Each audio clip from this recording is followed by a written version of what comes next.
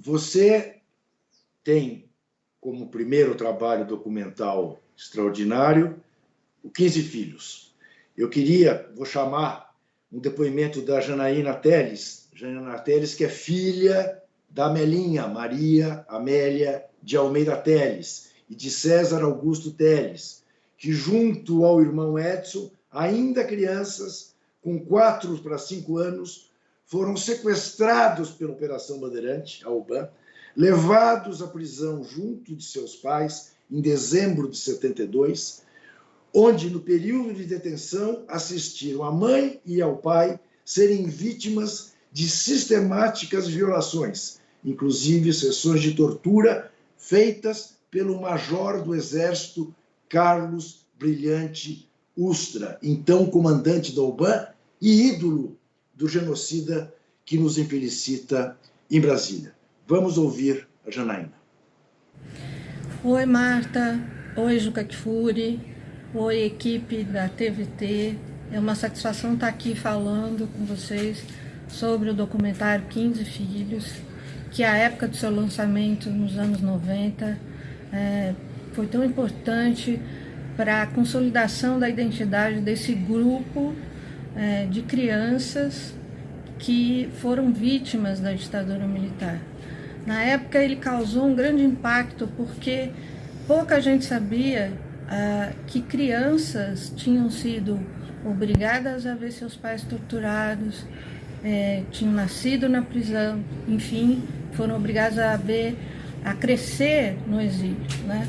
Então esse filme causou muito impacto e ganhou muita importância, teve grande importância porque uma importância pedagógica, porque trouxe à tona os testemunhos das crianças, mostrando que o caráter criminoso da ditadura,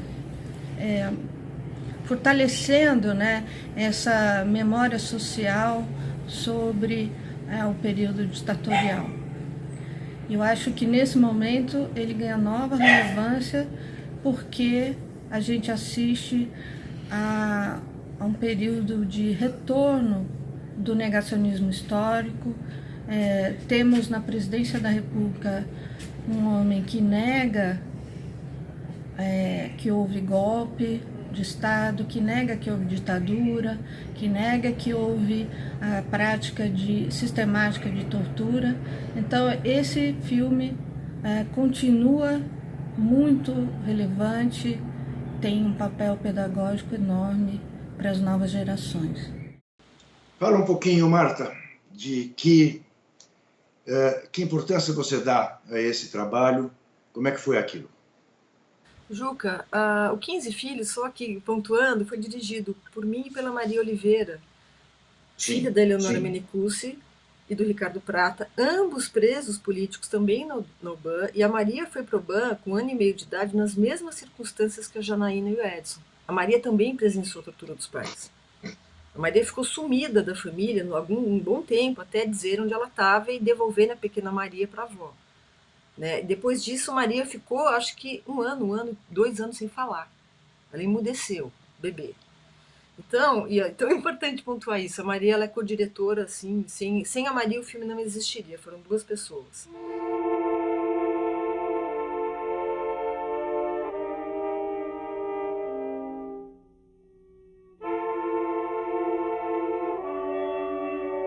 Esse período de 60 e 70, eu acho que tem uma música que a Elis Regina canta, que é Aos Nossos Filhos, que se você ouve a letra, é uma música que me toca pra cacete. Entendeu? Perdoe a cara amarrada, perdoe a falta de ar, os dias eram assim.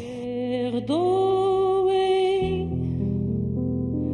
a cara amarrada. O 15 Filhos, Juca, ele foi fundamental, primeiro pelo momento e pelo modo como ele acabou gerando um método de trabalhar a memória.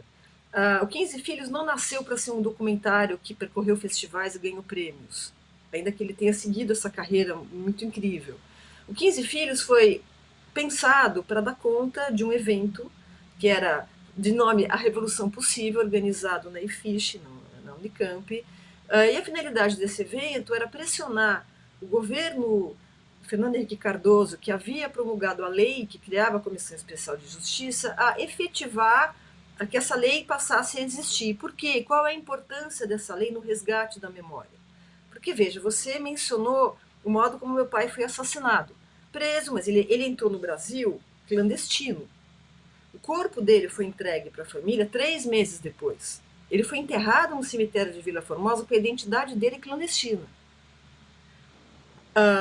Nós sempre soubemos que meu pai havia sido assassinado, morto na tortura. Nós tínhamos vozes que nos haviam dito isso, mas nenhum era um testemunho formal. E não porque não houvessem testemunhas, mas porque os torturadores não estavam falando, não quiseram falar, e talvez não tivesse sobrado um companheiro vivo capaz de relatar o assassinato dele. Na falta de uma testemunha deste porte, de alguém que estava na UBAN, na mesma sala de tortura, que viu meu pai morrer, não sei se afogado, eletrocutado ou de pancada, não dá para saber, né? Essa pessoa, na falta desta testemunha ocular viva, nós não conseguimos, até existir essa lei que criou a Comissão Especial de Justiça, minha mãe e eu não conseguimos entrar na justiça, porque o que a justiça comum nos demandava era uma prova. Então prove que ele foi assassinado, só que a gente não tinha como provar, porque os crimes da ditadura foram cometidos, por assim dizer, na ilegalidade, porque nunca foi autorizada a tortura no Brasil, e nem execução, nem pena de morte. A UBAN era um órgão paramilitar. A ditadura militar brasileira era uma pré-milícia. Os torturadores pertenciam ao Esquadrão da Morte. Essa estrutura miliciana do Brasil é uma estrutura que nunca deixou de existir. Ela continua no jagunço que mata a liderança camponesa, ela continua no jagunço que mata a líder indígena. Então, essa coisa dessa violência subjacente à questão social e a quem se levanta a cabeça, né, por cima da lama, por assim dizer, ela sempre existiu no Brasil. Então, os crimes da ditadura foram crimes cometidos na ilegalidade, disfarçados com um manto de legalidade, né, pelos médicos legistas, pelos falsos atestados de óbito, pelas falsas, digamos, todo o protocolo da burocracia policial era cumprido. Meu pai, por exemplo, tinha todo um protocolo, tinha um atestado de óbito a vida inteira, que dizia que ele tinha se enforcado com uma gravata num hotel do centro de São Paulo. Era muito difícil conviver com isso. Você me pergunta das minhas memórias de infância, Juca, a minha memória de infância ainda é um atestado de óbito onde diz que meu pai se enforcou com uma gravata fantasia, não esqueço o texto, né, no hotel da Alameda Norte. Eu estive, antes de fazer o 15 Filhos, eu resgatei esses lugares, eu passeei por esses lugares do centro. E esse hotel, não por acaso, era perto do DOPS, né, do antigo DOPS, que virou a Estação Pinacoteca. Então, quando o 15 Filhos foi pensado, ele estava no âmbito deste evento de resgate da memória.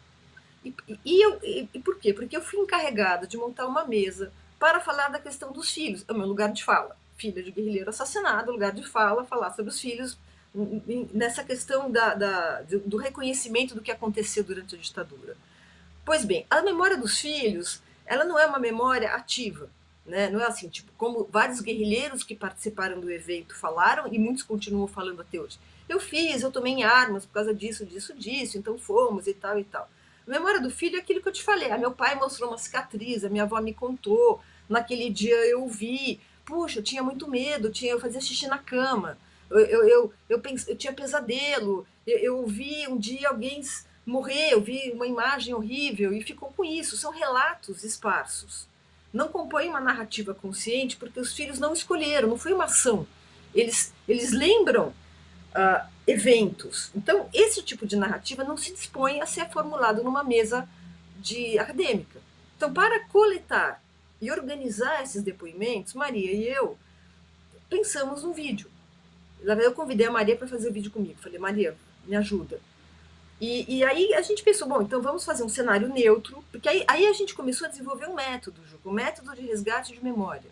E esse método, ele é tão importante quanto 15 Filhos, é por isso que eu faço questão de falar dele. A gente estabeleceu um fundo neutro, né, para que a cor das roupas não diferenciasse os testemunhos. A gente quis que a imagem fosse mais ou menos igual. Então, fundo neutro, preto e branco, sem cor.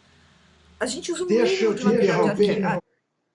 para a gente Desculpa. fazer um intervalo e você continuar daí, do fundo neutro.